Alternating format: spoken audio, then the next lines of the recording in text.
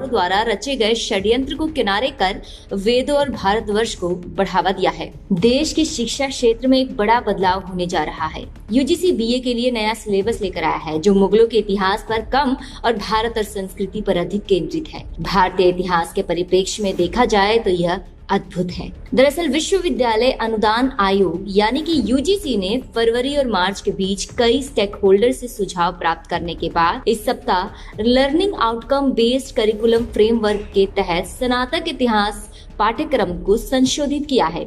हालांकि इस under graduate course के सिलेबस के सामने आने के बाद कई लोग हंगामा भी खड़ा कर रहे हैं। इस सिलेबस में वैदिक साहित्य पर अधिक ध्यान दिया गया है और मुगल कालीन इतिहास को कम किया गया है। मुगल कालीन इतिहास के बजाय भारतीय साम्राज्य जैसे विजयनगर को अधिक महत्व दिया गया है। हम सब इस बात से अच्छी तरह से वाकिफ हैं कि पुरानी पठन सूची में सिर्फ आक्रमणकारियों का महिमा मंडन किया गया था।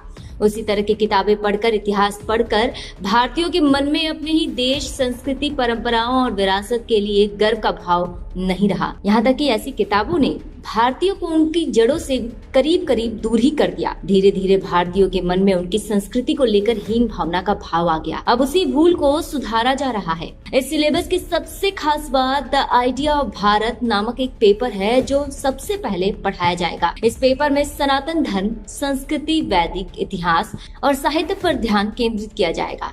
इस पेपर का मकसद भारतीय युवाओं को उनकी मातृभूमि से जोड़ना है। वामपंथियों ने अपनी मनमानी कर देश के इतिहास के साथ बहुत छेड़खानी की है और देश की संस्कृति तथा इतिहास को नकारने का भरपूर प्रयास किया है। ये उसी नैरेटिव को बदलने की एक शुरुआत है। सिलेबस का पहला paper the idea of Bharat भारतीय इतिहास के एक भारतीय दृष्टिकोण के लिए आधार निर्धारित करता है। इसमें भारत के ज्ञान, कला, संस्कृति, दर्शन और विज्ञान के बारे में पढ़ाया जाएगा। इस पेपर के चैप्टर कुछ ऐसे हैं जिन्हें हमारी संस्कृति का, हमारे अस्तित्व का सार कहा जाए तो ये गलत नहीं होगा। इस यूनिट में भारतवर्ष की समझ, भारत की शाश्वतता, समय और स्थान की भारतीय अवधारणा, वेद, वेदांग, उपनिषद, महाकाव्य, जैन और बौद्ध साहित्य, स्मृति, पुराण आदि के महत्व को वर्णित किया गया है। अगला यूनिट भारतीय धर्म, दर्शन और वसुदेव कुटुम्बकम पर आधारित है। इसमें धर्म और दर्शन की भारतीय धारणा के बारे में युवाओं को पढ़ाया जाएगा। वहीं वसुदेव कुटुम्बकम की अवधारणा को मनुष्य, परिवार, समाज और दुनिया के परिप्रेक्ष्य में पढ़ाया जाएगा।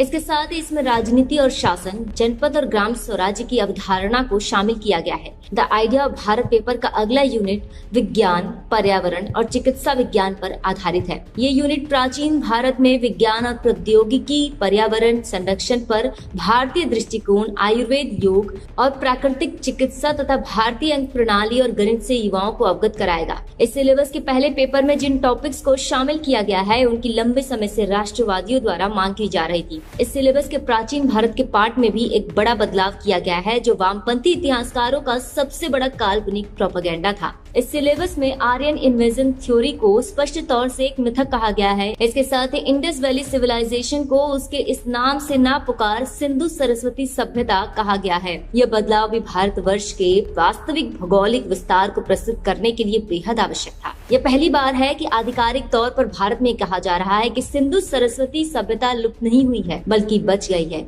हमारे सनातन राष्ट्र की सांस्कृतिक निरंतरता स्थापित करने की दिशा में एक बड़ा कदम है। इस सिलेबस में सिंधु सरस्वती सभ्यता और वैदिक सभ्यता के संबंधों को पढ़ाया जाएगा। साथ ही सिंधु सरस्वती सभ्यता की महत्वपूर्ण विशेषताएं, उसकी निरंतरता, पतन और उत्तरजीविता को शामिल किया गया है। सबसे महत्वपूर्ण बात यह है कि सिलेबस में भारत पर मुस्लिम शासन के प्रभाव पर एक अध्याय है। भारत पर अरब बाद के इस्लामिक आक्रमणकारियों का प्रभाव अभूतपूर्व था। इस पर चर्चा और बहस की जरूरत है। कई वर्षों से विजयनगर जैसे महान साम्राज्य को मिटाए जाने की असफल कोशिश की गई, परंतु जो स्वयं समय है उसे मिटाना वामपंथी इतिहासकारों के बस का नहीं। इस सिलेबस में विजयनगर पर एक पूरा चैप्टर है। यह एक और संतुलित पेपर जो पूरे देश को कवर करता है। यही नहीं, इसमें आरसी मजूमदार और सीवी वैद्य जैसे भारतीय इतिहासकारों को प्रमुखता से स्थान दिया गया है जो कि बेहद आवश्यक था।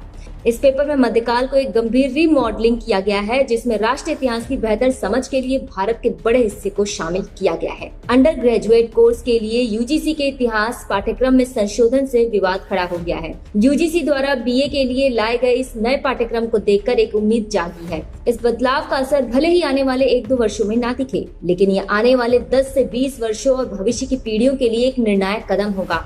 न सिर्फ वे भारतीय संस्कृति के महत्व को समझ पाएंगे, बल्कि अपनी जड़ों से भी जुड़ पाएंगे और साथ ही भारत पर इस्लामिक शासन के नकारात्मक असर को आत्मसात कर सकेंगे।